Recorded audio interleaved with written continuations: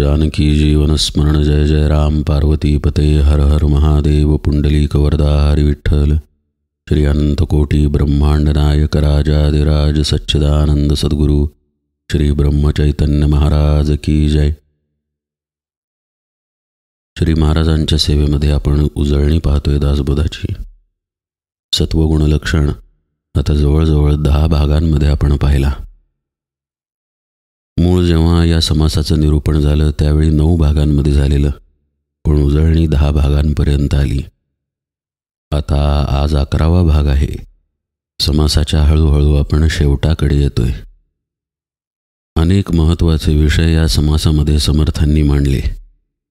कालचाच विषय पहा ना, सत्क्रिया असत्क्रिया आणि भगवत भक्तीची वाट, किंवा मन जर आपलं दुसरीकडे धावत असेल तर त्याला आवरून भगवंताच्या ठिकाणी आणणं, इंद्रियांचं दमन करणं। अनेक प्रकारे समर्थांनी आपल्याला सांगितलं की सत्वगुण जर अंतरामध्ये उदय पावला असेल तर तो कसा परिणाम करतो। मनुष्याचं वर्तन, मनुष्याचे विचार, मनुष्याच्या वृत्ती या सर्वांवरती या सत्वगुणाचा प्रभाव दिसून येतो। आपली आत्ताची वाटचाल आणि सत्वगुण अंतरामध्ये उदय पावल्यानंतरची वाटचाल यातील फरकही आपल्याला कळावा, यासाठीही समर्थांनी हे सगळं विस्तृतपणे सांगितलं। दासबोधाला एक प्रकारे गुरुसुद्धा मानलं जातं। त्याचं कारण हेच आहे, आपण कसे आहोत, आपल्यात असलेल्या चुका आणि आपल्याला कुठल्या मार्गाने त्या चुका सुधारायच्या आहेत याचं परखड आणि स्पष्ट मार्गदर्शन दासबोधामध्ये सापडतं। आता या सत्वगुणाच्या शेवटी समर्थांनी पुन्हा आचरणावरती सत्वगुणाचा कसा प्रभाव असतो तेच सांगितलेलं आहे। ते म्हणतात, जया आवडे प्रातस्नान, आवडे पुराण श्रवण, नाना मंत्री देवतार्चन करी तो सत्वगुण, पर्वकाळी अतिसादर वसंत पूजेस तत्पर, जयंत्याची प्रीती थोर तो सत्वगुण, विदेशी मेले मरणे तयास संस्कार देणे अथवा सादर होणे तो सत्वगुण, कोणी एकास मारी तयास जाऊन वारी, जीव बंधन मुक्त करी तो सत्वगुण, लिंगे लाखोली अभिशेष, नामस्मरणी विश्वास, देवदर्शनी अवकाश तो सत्वगुण, संत देखोनी धावे, परमसुख हेलावे, नमस्कारी सर्व भावे तो सत्वगुण। इतक्या सुंदर ओव्या आहेत आणि स्पष्टपणे समर्थांनी सांगितलं आहे की कशा पद्धतीनं त्याची धाव असते। दुसऱ्यांवरती उपकार करावा किंवा भगवंताचं जिथं जे काही चालू आहे तिकडे धावत जावं, अशी उर्मीच सत्वगुणामुळे अंतरात येते। ज्याला पर्वकाळाबद्दल आदर असतो, जो वसंत पूजा करण्याविषयी तत्पर असतो, देवतांच्या संतांच्या जयंत्या उत्सव करण्यात ज्याला गोडी वाटते, तो सत्वगुणी असतो। कुणी परदेशी माणूस बेवारशाप्रमाणे मेला तर त्याला अंत्यसंस्कार जो करतो किंवा त्याला हजर राहतो तो सत्वगुणामुळेच राहतो। कुणी कुणाला मारत असेल तर मध्ये पडून त्या गोष्टीचं तो निवारण करतो।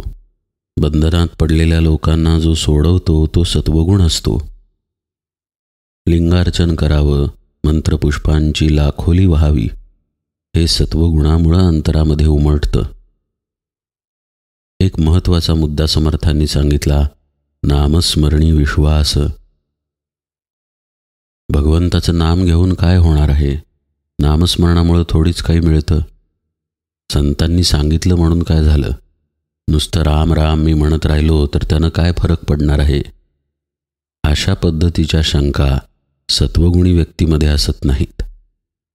नामस्मरणावरती त्याचा विश्वास असतो। हा विश्वास असणं ही एक अलौकिक गोष्ट आहे। यामध्ये कुठलाही तर्क येत नाही, बुद्धीचा कोणताही भेद येत नाही, कुठलाही संशय इथं असत नाही, केवळ शुद्ध विश्वास असतो। त्यापुढे जाऊन समर्थ म्हणतात, देवदर्शनी अवकाश तो सत्वगुण। देवदर्शनासाठी वेळात वेळ काढून तो जातो। कामाची सबब गडबडीची सबब, कर्तव्यांची सबब तो देवदर्शनाच्या वेळी देत नाही. त्याची धाव तिकडे आपोआप जाते. हा सत्वगुणाचा एक महत्त्वाचा प्रभाव समर्थांनी सांगितला. नाहीतर ज्याच्यामध्ये हा सत्वगुण कमी आहे त्याला समजवावं लागतं की देवदर्शन का करायचं, कशासाठी तिकडे जायचं वगैरे वगैरे. इथे सत्वगुणाचा प्रभावच हा आहे की तो तिकडे धावच घेतो, वेळात वेळ काढून जातो. संत देखोनी धावे परमसुख हेलावे असे सुंदर शब्द समर्थ वापरतात. जिथे संत आहे असं नुसतं कानावर जरी येतं तिथे तो लगेच धावत जातो. संत दर्शनाची ही आस आतील सत्वगुण दाखवते. परमसुख त्याला त्या संगतीमध्ये मिळतं.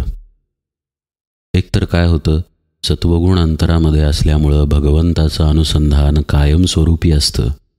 त्यामुळे एका बाजूला चित्तशुद्धी होतच असते आणि तशातच जर संताचा सहवास मिळाला तर मात्र आतील भाव दाटून येतात, डोळे वाहायला लागतात, आनंदाचा जणू महापूर येतो.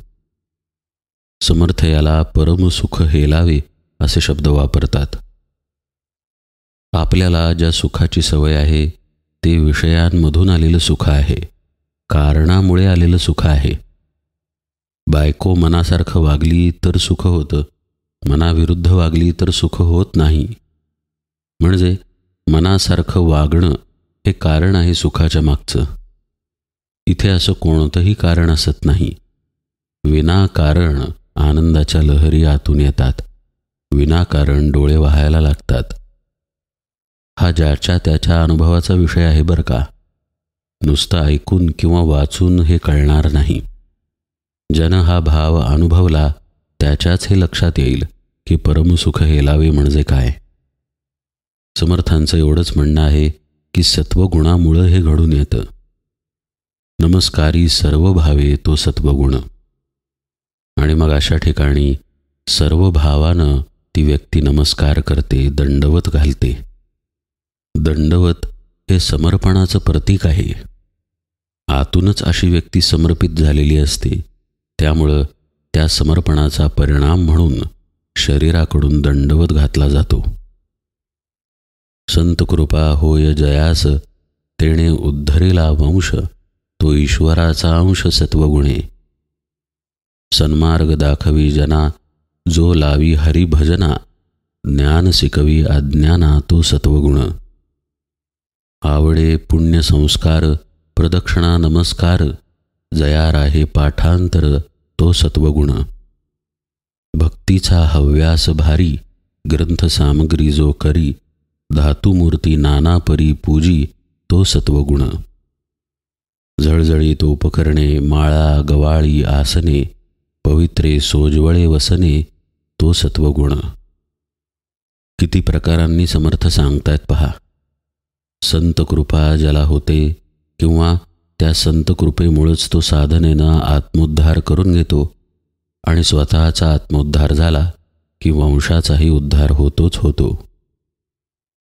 अशी व्यक्ती लोकांनाही सन्मार्ग दाखवते, हरिभजनाकडे वळवते. संतांचीच झालेली चरित्रे पहा, हेच गुण तिथे दिसून येतात. ज्ञान शिकवी अज्ञाना तो सत्वगुण वगैरे वगैरे. ते झाले म्हणून आज हे ज्ञान आपल्यापर्यंत पोहोचलेलं आहे. संत नसते तर हे ज्ञान पोहोचलं नसतं. श्री महाराज तर म्हणतात, हे विश्व जे सुरू आहे ते संतांमुळेच सुरू आहे. अनेक गुण समर्थ सांगतात, जसं की पुण्यसंस्कारांची आवड, प्रदक्षिणेची आवड किंवा पाठांतर असणं, अर्थातच अभंगांचं, संत वचनांचं पाठांतर, शास्त्रांचं, पुराणांचं पाठांतर, भक्तीचा हव्यास किंवा ग्रंथसामग्री किंवा सगुणाच्या पूजेची आवड. आणि सगुणाच्या पूजेबद्दलच पुढे समर्थांनी सगळे विषय मांडलेले आहेत. झळफळीत उपकरणे, माळा गवाळी आसने, पवित्रे सोजवळे वसने तो सत्वगुण.